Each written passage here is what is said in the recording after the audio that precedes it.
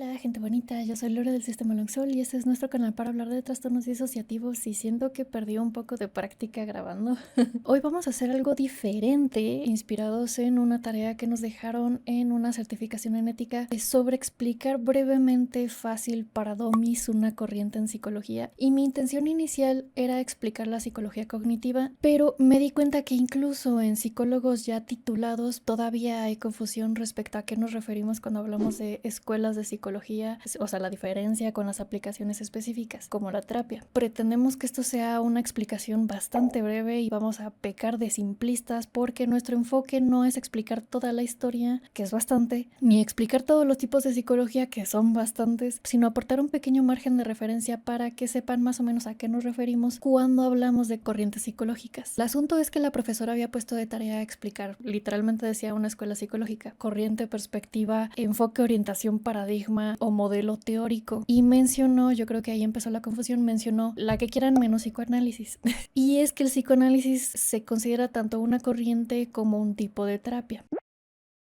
O sea, lo que es corriente y lo que es terapia son conceptos diferentes. Este video es más que nada para explicar corrientes y un poquitito de terapia porque esas las vamos a abordar después. Entonces, las corrientes o escuelas de pensamiento son paradigmas que se encargan de entender un problema y todas sus partes. Vienen siempre con un contexto cultural, político, social, histórico y también surgen en respuesta a otras corrientes de pensamiento. A veces las puede reconocer por el sufijo ismos. El racionalismo de Descartes, por ejemplo, pienso luego existo. Para Descartes y sus seguidores, el conocimiento se adquiere únicamente por la lógica y el razonamiento, y no puedes confiar en tus sentidos para entender el mundo, pues tus sentidos te pueden engañar. Mientras que el empirismo de John Locke, la contraparte, sostiene que el conocimiento viene de la experiencia sensorial. Y aunque estas dos corrientes son aparentemente opuestas, como muchas de las corrientes antes y después, las dos juntas fueron parte de un movimiento pro-científico que cuestionaba la visión del medievo, la llamada escolástica, que el conocimiento y la verdad únicamente venía de la autoridad religiosa de las Sagradas Escrituras, y si buscabas una respuesta a cualquier pregunta, la respuesta era Dios así lo quiere. Se me ocurrió un ejemplo muy tonto para la tarea, pero creo que puede ser muy útil. Juanito quiere una manzana. ¿Cómo lo podemos entender? La escolástica, por ejemplo, entendería que tal vez, no sé, es la manzana prohibida, no la comas. El racionalismo se enfocaría en el proceso de lógica respecto a lo que es una manzana, de dónde viene su concepto. El racionalismo de Descartes es muy gracioso porque básicamente se centra en dudar de absolutamente de todo. ¿Siquiera existe la manzana? El empirismo se enfocaría en la experiencia sensorial, en el color de la manzana y la distancia exacta entre Juanito y esta manzana. Pueden entender que mucho de esto es filosofía. Además de la filosofía, sí tiene mucho que ver con los inicios de la psicología. La psicología también nació de investigaciones, experimentación e intereses de la medicina y la fisiología. Nace un preludio a la psicología experimental con Müller, Ernest Weber y Gustav Fechner, que experimentaron y lograron medir matemáticamente procesos cognitivos como la percepción y la sensación. A esto se le llamó psicofísica. Podían medir a partir de cuánto uno ya no considera y en dónde, en qué parte del cuerpo, un estímulo ya se considera como un único estímulo o como dos estímulos diferentes. Esta psicofísica, con el ejemplo de Juanito que quiere una manzana, se enfocarían en estudiar si Juanito percibe o imagina exactamente la distancia y el peso de esta manzana, si pueden calcularla. Esto es, digamos, que la prepsicología. La psicología nace como una disciplina separada de la filosofía con los laboratorios de Wilhelm Wundt en Alemania, basándose en la introspección, en un entrenamiento de la introspección y la experimentación. Por ejemplo, midiendo el tiempo de reacción ante un sonido. Por ejemplo, Juanito, en cuánto tiempo sus ojos ven la manzana cuando cae y cuando escucha que se cae. Después Titchener luego llamaría a esta corriente estructuralismo, pues pensaba enfocarse, como su nombre lo dice, en las bases de lo que ellos consideraban que era la estructura de la conciencia. Y algo que también influiría en los inicios de la psicología, más o menos en esas épocas, sería Charles Darwin en Inglaterra, que publicó su obra El origen de las especies. Y aunque no influyó directamente o inmediatamente a la psicología, sí se retomó este concepto de adaptación. Surge una corriente que se quería anteponer al estructuralismo, el funcionalismo de William James, porque hace referencia a que cada conducta tiene una función explicación, una utilidad de adaptación al ambiente. En el ejemplo de Juanito con la manzana, James explicaría que Juanito necesita la manzana por su valor nutritivo y para sobrevivir. Por las mismas fechas, a finales de 1800, también teníamos a Charcot en sus clases sobre la histeria femenina, del cual ya tenemos un video que hicimos porque viene bastante al caso de este canal, que es trauma y disociación. Y Charcot inspiró a muchísimos psicólogos, médicos, fisiólogos, neurólogos y pensadores famosos, como Pierre Janet, por supuesto. Bueno, al menos en este canal es el pensador de esa época, del que más nos interesa en este canal, pero también tenemos otros pensadores como Gilles de la Tourette, Babinski, Pierre Meri, Alfred Binet, también Joseph Breuer. Bueno, y Freud. Bueno, aquí no estamos hablando de una corriente, sino más bien tal vez de un choque o encuentro entre corrientes. Charcot estaría, que de hecho no sería Juanito, sería Juanita. Juanita estaría rodeada de un montón de médicos observándola, mientras Charcot tocaba su cara y movía su brazo extendido hacia la manzana y le haría hipnosis para que bajara su brazo. Nótese que en ningún momento hemos mencionado la resolución del problema, o cómo es que Juanito por fin se come la manzana, o una naranja. Comer una naranja es como llevar un buen matrimonio. ¡Ya cómete la maldita naranja! El concepto de terapia como que ha ido evolucionando. Los médicos trataban el cuerpo. Los males del alma eran tratados por la autoridad religiosa, que poco a poco fue perdiendo su autoridad, al menos en el campo de sanar un montón de cosas que decía sanar. Pero el concepto de promover el bienestar por medio de relaciones humanas, de tu conexión con otros, eso ha existido desde siempre. Siempre se ha sabido que una conversación incluso puede ayudar a las personas. Mucho de esto también se ha adaptado en culturas religiosas, la confesión, por ejemplo, pero no necesariamente se entendía el concepto de terapia clínica todavía. Poco a poco fueron surgiendo médicos y fisiólogos que trataban de encontrar curas no necesariamente orgánicas como dar menjurjes o dar pastillas. Por ejemplo, recuerdan que dije que Charcot hacía hipnosis. Ese es un método diferente que la hipnosis, por cierto, viene de Franz Mesmer. Fue de los primeros intentos de terapia en el sentido clínico. ¿Quién sería el padre de la terapia? Tienen, digamos que 4 personas que batallan en ese puesto. Sería Mesmer por la hipnosis, Charcot por sus clases donde trataba la histeria por medio de hipnosis, Breuer por su trabajo con Anao, o Freud por fundar el psicoanálisis con base en las histéricas de Charcot y con base en el trabajo de Breuer con Anao. En este canal más bien consideramos que Anao fue la madre de la terapia, es decir, Berta Pappenheim. Ella fue la que indicó que se sentía mejor hablando y le bautizó la cura de hablar. Esto también viene en el libro Trauma y Recuperación, chequen el audiolibro que hicimos. Por un lado estaba Freud con su psicoanálisis y por otro lado había investigadores centrados todavía en estudiar la conducta y las relaciones del humano, procesos mentales como la inteligencia, como Alfred Binet. El psicoanálisis indagaría en el inconsciente de Juanito, sus deseos reprimidos y la posible relación entre la manzana y el pecho de su madre. Y dicen, por cierto, que si dibujas un árbol con manzanas significa que estás embarazada. Real, not fake.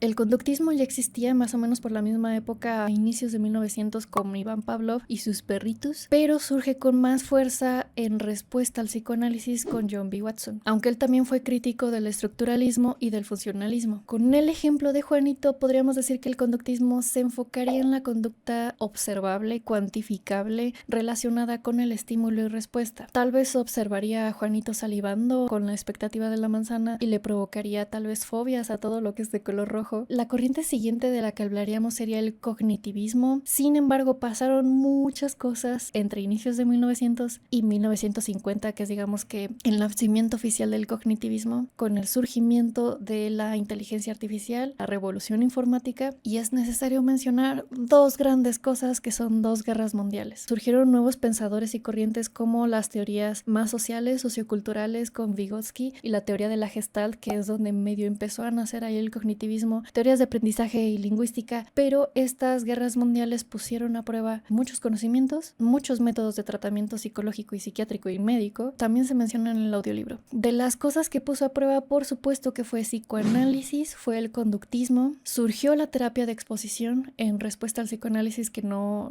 alcanzaba para regresar a los soldados a la guerra, estos psicotrópicos, psiquiatría de emergencia, terapia familiar y de grupo, terapia electroconvulsiva, entre muchos otros. Se consolidó consolidaron las pruebas psicométricas, psicología militar y organizacional, psicología de la salud, y también al finales de las guerras muchos sobrevivientes comenzaron sus propios movimientos. Entonces, como dijimos, el cognitivismo ya existía como un concepto, por ejemplo, con los estudios de Wundt sobre la percepción, la teoría Gestalt a inicios de 1900 y luego los estudios de desarrollo cognitivo y aprendizaje de Piaget, pero despega a partir de los años 50 con la metáfora del ordenador. Algunos dicen que no fue tanto eso, pero un poco mucho sí. Y el modelo de procesamiento de información se pudo demostrar de que hay muchas otras cosas que están pasando que no son una conducta observable, al menos no todavía. Con el ejemplo de Juanito, el cognitivismo trataría de entender cómo Juanito recuerda la manzana, su percepción de la distancia, cómo organiza un plan para alcanzarla y en qué se está centrando su atención. Al mismo tiempo surgieron otras dos cosas. Surgió la teoría general de sistemas con el biólogo Ludwig von Bertalanffy, que propone una metateoría aplicable a toda ciencia. Principalmente surgió con la biología, la sociología y la cibernética. Y de la cibernética, junto con las teorías de comunicación, fueron surgiendo conceptos aplicables a la psicología. Tanto desde el punto de vista cognitivo, que también, por supuesto, como la cibernética también usa bastante el modelo cibernético de información, como del punto de vista sistémico. Este enfoque, esta corriente sistémica, no vería a Juanito como un ente aislado, sino que es y vive dentro de sistemas. Juanito posiblemente creció en una familia, en un sistema familiar, tiene esa tradición de las manzanas, son parte de un ritual alimenticio, y el hecho de que Juanito quiera la manzana es una consecuencia de las relaciones entre Juanito, su entorno y consigo mismo. Ojo, que la psicología sistémica no es lo mismo que la psicología social. Y muy poquito después surge la corriente humanista, que de hecho también fue en respuesta a las guerras, al conductismo y al psicoanálisis. El humanismo se enfoca en la autorrealización, el equilibrio, el respeto, las relaciones horizontales y la búsqueda del sentido. En el ejemplo de Juanito, el humanismo pensaría en la experiencia personal de Juanito, cómo alcanzar esta manzana podría ser parte de su propia autorrealización, llegar a una vida plena. Todavía estamos en los 60s, ya es 2024, entonces 60 años han pasado y pues han pasado bastantes cosas. Estas corrientes siguen en pie, todavía no se consolida una sola corriente y yo creo que sería ingenuo pensar que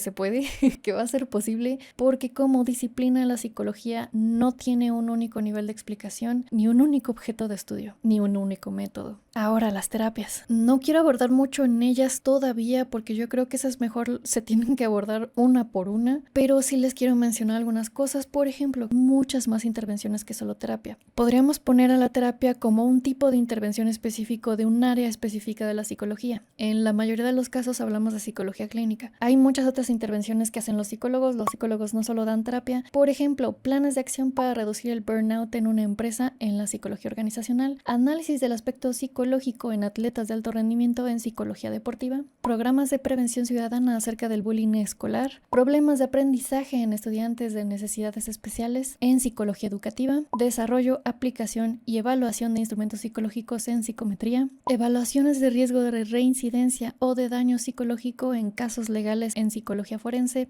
etc. Entonces, psicoanálisis, conductismo, cognitivismo, humanismo, sistémico y una combinación de dos o más de estas son la base de la gran mayoría de terapias. Aquí yo creo que ya podríamos pensar en Juanito, que ya va a encontrar cómo conseguir su manzana, cómo comerse la maldita naranja, pero dependiendo de cómo se entiende el problema. Es que esto solito, solamente esto de cómo se entiende un problema, incluso qué término usar, conducta, proceso cognitivo, inconsciente, necesidades básicas, no nos ponemos de acuerdo. Como psicólogos no nos ponemos de acuerdo. Vamos a mencionar unas críticas rápidas. El psicoanálisis, aunque tiene la mayor cantidad de publicaciones en psicología, si es que la consideramos psicología, porque muchas veces los psicoanalistas ni siquiera se dicen psicólogos y de hecho no necesitas ser psicólogo para estudiar psicoanálisis. Podemos entenderla como parte de la historia de la psicología, pero no como la psicología. Pero bueno, quitando eso, sí tiene un montón de textos, pero hablan 1000 veces de un mismo texto, interpretándolo de maneras diferentes. Y hay montones de críticas por su sexismo, falta de evidencia y exceso de duración del tratamiento. Sus terapias, aunque son variadas, se basan en las ideas de Freud principalmente y se centran en resolver conflictos inconscientes.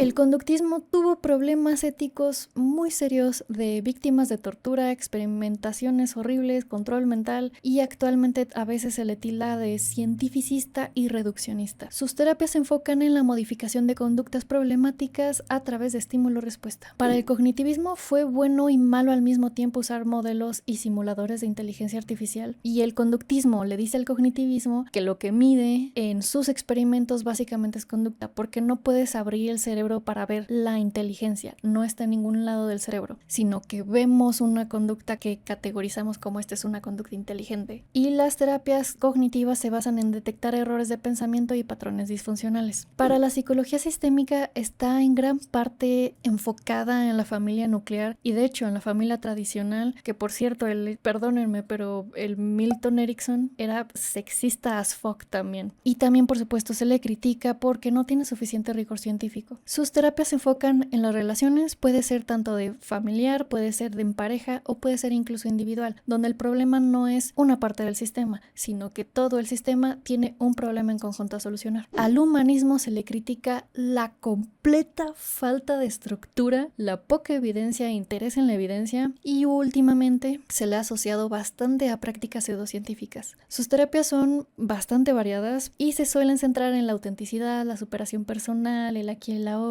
el sentido de la vida, cosas como más abstractas, un poquito más espiritualonas. Entonces les adelanto que no les puedo decir esta es la mejor terapia de todo, tiene evidencia para todo, sirve para todo y para todo el mundo en todo momento. Nosotros tomamos cognitivo-conductual, es la que más nos ha ayudado y de hecho se usa como estándar para la medición en pruebas y ensayos clínicos de otros tratamientos. Si ustedes quisieran probar una nueva terapia, usarían como grupo control, usarían la cognitivo-conductual y tal vez antidepresivos o algún psicotrópico. Pero por supuesto que sí tiene sus críticas. De la última que escuché es justo que estas son dos corrientes opuestas, el cognitivismo y el conductismo. Son aparentemente contrarias, entonces es conflictivo usar dos corrientes que se supone que dicen lo opuesto en una misma terapia. Pero de que tiene evidencia para algunas cosas, especialmente para el trauma. Pero de lo que se sabe es el trauma agudo, no el trauma complejo. Entonces eso ya lo platicaremos en otro momento. Tenemos, por cierto, un video de terapias que hicimos hace como 3 años. Y algunos preguntarían, ¿por qué no usamos todas las corrientes? Porque eso es básicamente lo que decimos aquí en México, es chile, mole y pozol. Y algunos le llamarían eclecticismo ingenuo. Imaginemos a Juanito que le duele el estómago porque no se ha comido la manzana y tiene hambre. Imagínate que le metemos todos los remedios y todas las pastillas para el dolor de estómago. O le damos todas las manzanas del mundo. Como que no, ¿verdad? Entonces, si eres estudiante de psicología, yo te recomiendo, en lugar de pensar no sé a qué corriente me voy, concéntrate en un problema que quieras solucionar. Por ejemplo, si quieres hacer intervenciones con niños adaptados para que logren desarrollar un vínculo seguro con su nueva familia adoptiva, busca gente que haga eso. Y sí vas a encontrar de pronto corrientes. Y vas a encontrar, pues hay gente que maneja desde esta corriente y desde esta corriente. Y céntrate en ese problema y en quién está logrando los resultados. Por supuesto que también la evidencia de aquello que están haciendo y la legalidad y ética de lo que están haciendo. Si desean saber más de las corrientes, la verdad hay bastantes videos en YouTube. Este va a ser uno de tantos. Hay muchos libros de historia de la psicología o la historia de una corriente en específica. Si quieren algo muy ligero que se lo pueden leer en un mismo día, se llama Psicología para principiantes. Creo firmemente que la mejor manera de entender la psicología como una ciencia es ubicarlo en un contexto